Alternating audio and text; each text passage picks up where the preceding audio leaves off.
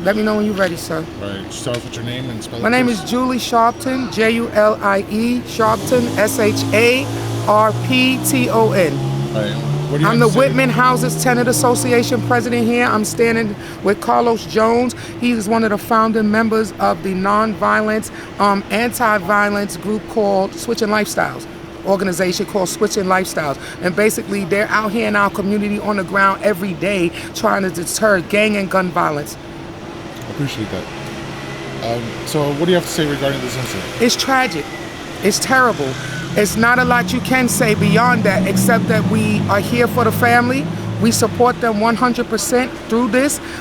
We are going to work with them to make sure that some kind of change is enacted as far as speed bumps, maybe more school crossing guards, come out of this. It's a shame that a child had to lose his life for that to be recognized as needed in our community, but we have to have something tangible that's good come out of this, and as we support this mother through this, we also are asking the NYPD be held accountable for every penny of burial expenses, funeral expenses for this child. We don't know the circumstances of what happened, but we do know that the child lost his life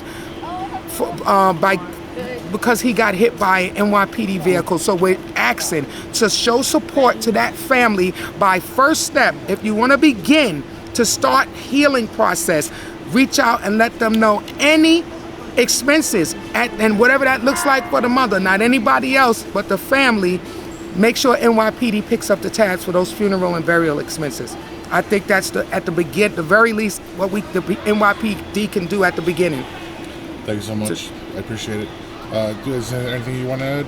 Nah, I'm good. I'm just here supporting Julie Sharpton, PTA Family. president of this community here, and just a sad tragedy there. It's not about me, it's not about her, it's about the family and the community healing together to deal with this tragedy, the loss of a young, prominent young king that didn't get a chance to live his life.